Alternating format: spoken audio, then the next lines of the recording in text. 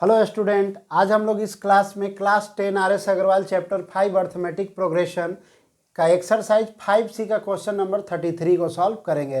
The 16th term of an AP is 5 times its third term, यानी एक AP का जो 16th टर्म है वो 5 times of its third term, यानी थर्ड टर्म को 5 टाइम्स कर दीजिएगा तो वो 16 टाइम के बराबर हो जाएगा। If it's 10th term is 41 और उस एपी का जो 10th टर्म है वो 41 है, तो find the sum of first 15 term, यानी आपको फाइंड करना है एस 15 इक्वल टू व्हाट, यही क्वेश्चन है।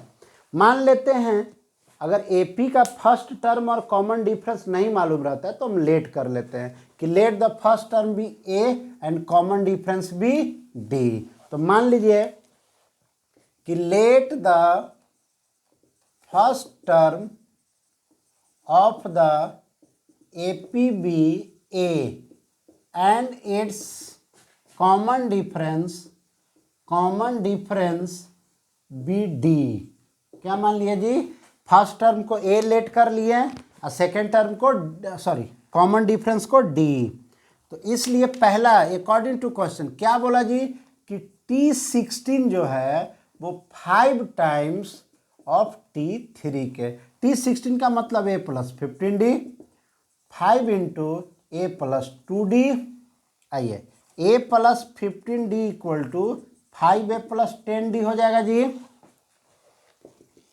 आइए A को इधर लेके जाइए और 15 को भी उधर लेके, दोनों को, तो 5A में से माइनस A हो जाएगा और प्लस 10D में से माइनस 15D हो जाएगा इक्वल टू 0 बच गया। तो यहाँ पे 4A plus minus 5D equal to 0, equation 1 आ गया जी।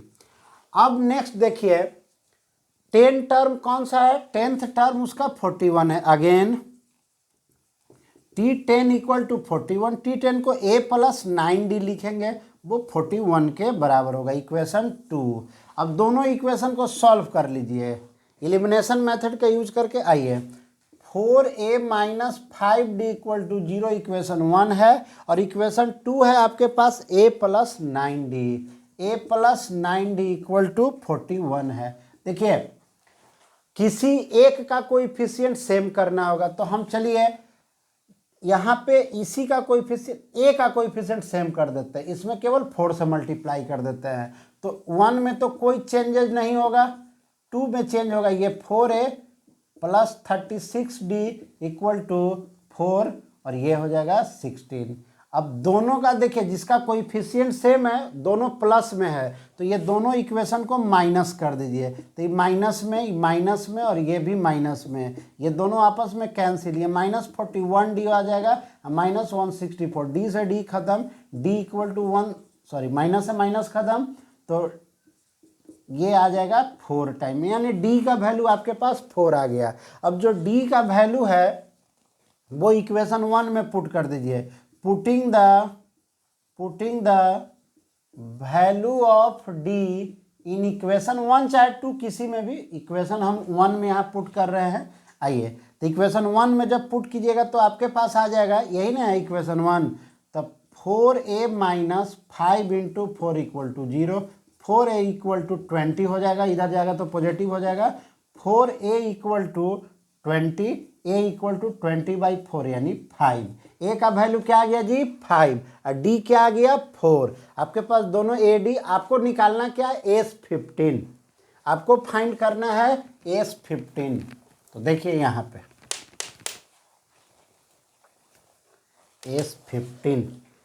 S15 का फॉर्मूला होगा 15/2 into 2A plus 15 minus 1 into D।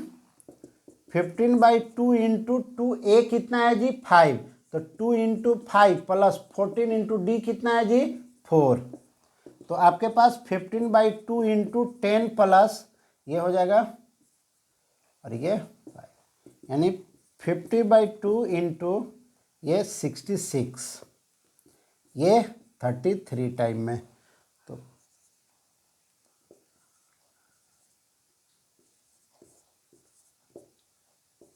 515। आप अगर 15 में 33 से मल्टीप्लाई कीजिएगा तो आपके पास कितना आ जाएगा